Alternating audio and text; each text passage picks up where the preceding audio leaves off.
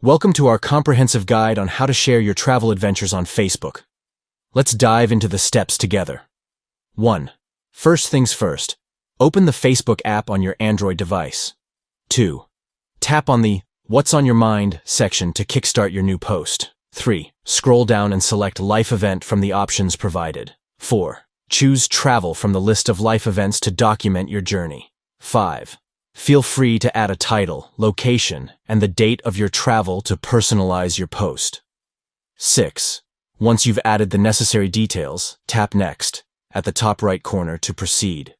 7.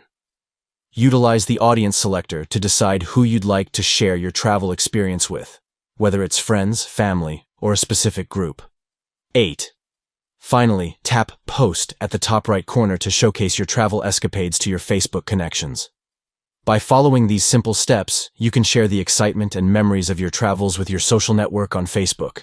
Thank you for tuning in. We hope this guide has been informative in explaining how to post about your travel experiences on Facebook.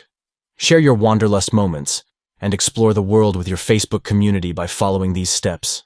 Stay connected and inspire others to embark on their own adventures as you share your travel stories on Facebook.